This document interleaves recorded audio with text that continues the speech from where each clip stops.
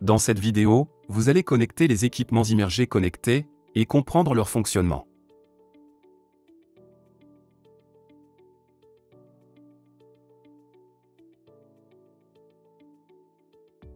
Pour cela, nous utilisons un tableau qui présente les organes de l'installation. Le coffret d'alimentation connecté et le contacteur sont placés dans le local technique. Ils sont connectés au câble du moteur immergé, via une boîte de dérivation située à proximité du bassin. Voici les différentes étapes d'installation des équipements.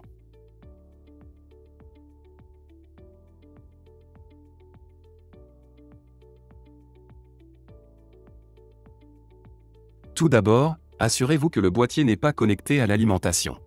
Dans un système immergé, le moteur n'est pas à proximité du coffret et de la carte électronique. Les câbles mesurant 2,5 mètres, il est nécessaire de les connecter via une boîte de dérivation, aux autres câbles tirés jusqu'au local technique et reliés au coffret. Le premier câble contient les deux fils d'alimentation pour la puissance moteur. Connectez le gris avec le gris, le rouge avec le rouge. Le deuxième câble contient les trois fils du capteur moteur. Connectez les trois fils du capteur en respectant les couleurs.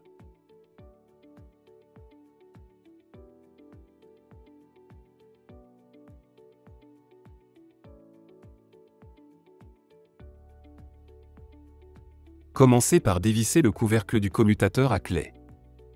Le commutateur est livré avec un pont.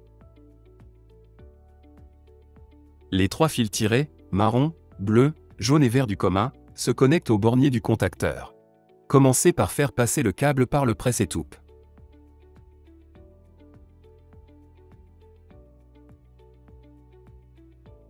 Branchez le commun à l'une des deux bornes du haut.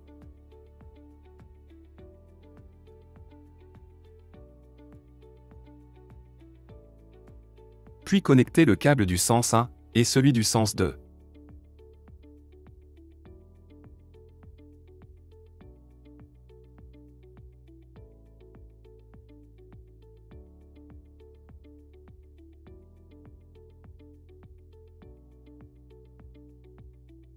Les fils du contacteur à clé sont connectés, vous pouvez revisser le couvercle.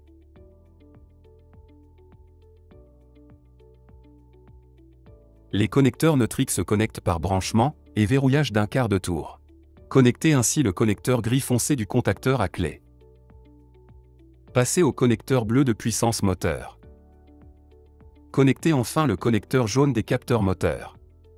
Le bornier SAV permet d'alimenter en direct le moteur et de le faire fonctionner en cas de défaillance de la carte électronique. Mettez sous tension. Les LED s'allument en façade, les connexions sont fonctionnelles.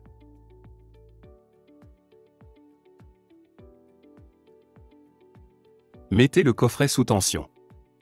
Lorsque la LED d'état en façade est jaune ou verte, alors le bouton capacitif est actif. Pour passer en mode manuel, appuyez 5 secondes sur le bouton capacitif.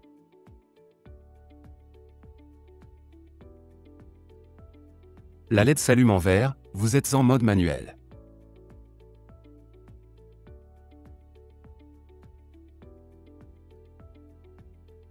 Testez le fonctionnement du moteur, en l'enclenchant dans un sens et dans l'autre.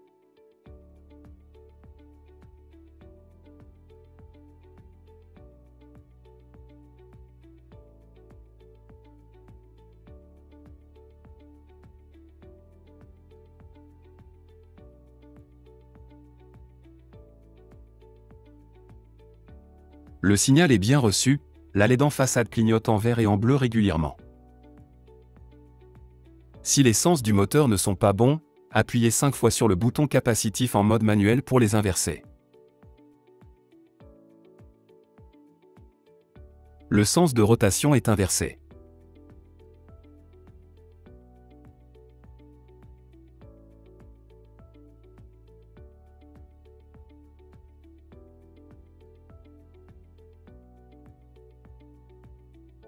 Commencez par ouvrir complètement la couverture.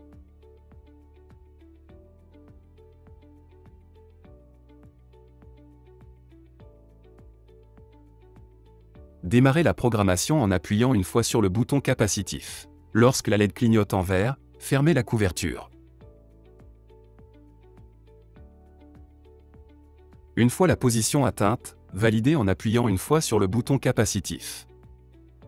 La LED passe en bleu et le bouton capacitif n'est plus actif. Les fins de course sont réglées. Il est possible de le vérifier en enclenchant le moteur en mode impulsionnel.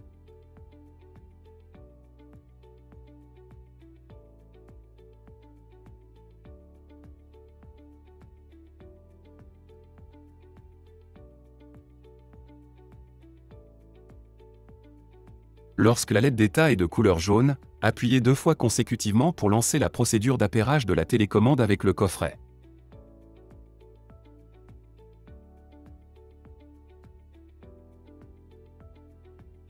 Prenez la télécommande et entrez le code de déverrouillage. Fermeture, ouverture, fermeture. Il faut appuyer sur un des deux boutons, ouverture ou fermeture afin de lancer l'appairage. La LED passe en bleu fixe, la télécommande est appairée. Si la LED passe en rouge, l'appairage a échoué.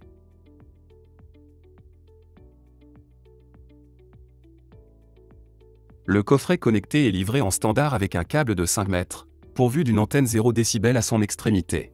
Il permet de sortir l'antenne à l'extérieur du local technique. Elle pourra ainsi communiquer en champ libre avec la télécommande. Si le local technique est très éloigné du bassin, il existe des prolongateurs de 5 mètres pour rapprocher davantage l'antenne de la piscine. L'antenne se connecte ainsi sous le coffret connecté.